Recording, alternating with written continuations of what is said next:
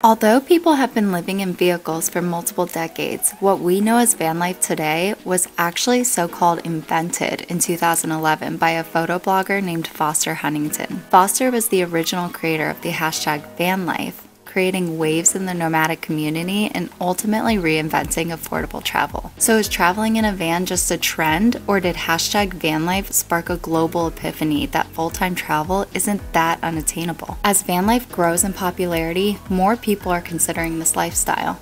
If this sounds like you, keep watching because today I am giving a real and honest comparison of van life versus house life. This is a perfect time to film this video because Ricky and I are staying at my parents' where we are taking full advantage of amenities like unlimited water, free laundry, and my personal favorite, AC. But let's sit down and compare house life versus van life. Let's start with cost. The average home price in 2022 is nearly $430,000. If you rent, the national average is about $1,800 a month right now. Now compare that to van life. If you purchase the van that we have right now, you're gonna pay about $32,000. If you put $2,500 down, you're looking at a monthly payment of roughly $600 per month for 5 years. When it comes to cost, another perk of van life is the fact that you have your vehicle and home in the same property,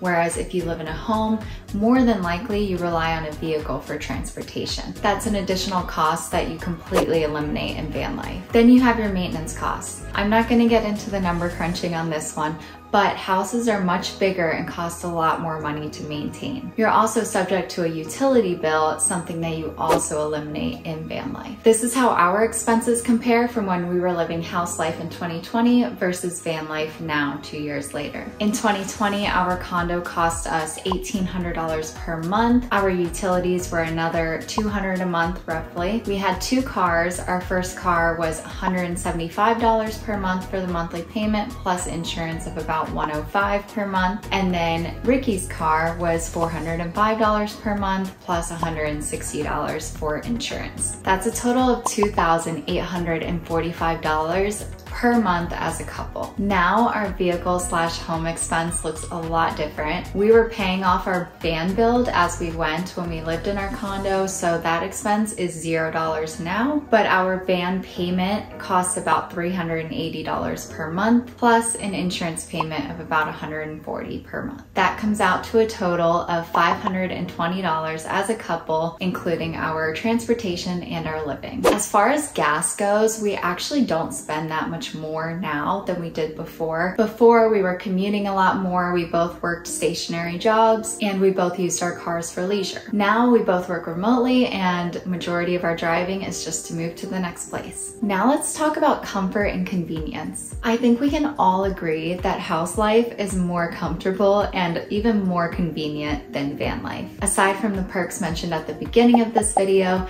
house life provides something that van life just cannot, and that is space. Sometimes you just want to sprawl out and relax, or just throw your clean laundry on the bed and fold it later, or the kitchen's a mess, you don't feel like cleaning it right now, you can sit in the other room, clean it later. You can't do that in van life. You can't escape your mess, and if you want to be remotely comfortable, you have to stay on top of everything in your tiny home. And in van life, aside from having to worry about how much water you're using, how much electric you're using, you also have to constantly be aware of your surroundings and where you're parked. That alone keeps you from being 100% fully comfortable sometimes. So needless to say, house life takes the cake on this one. Now here are some other pros of van life and house life that I just want to read off. House life, it's legal everywhere. You have room for your friends and family to stay. You can escape a messy room. You don't have to drive your house everywhere that you want to go. You have unlimited showers. And when the weather is bad, it's not a big deal. My pros for van life are,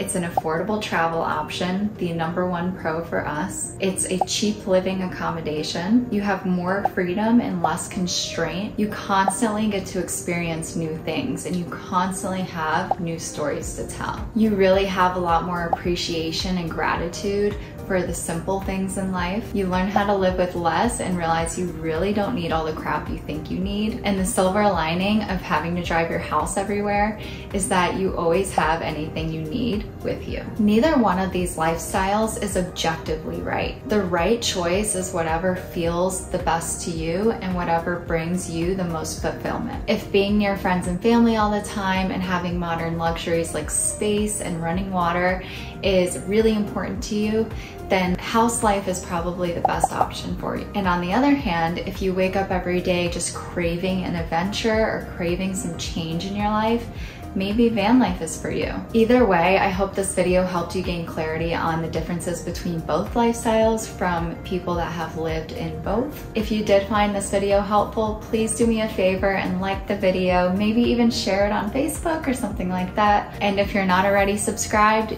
you should subscribe so we can see you next week. Said I gotta run away, get away now. Too many games and they all trying to play out. Too many people and they all start to change now. Let me take a bet, they gon' know my name now. Yeah, we came a long way, but it's one way. Got a long way to go like it's Monday. Someday gotta be in LA. No, I gotta make it work.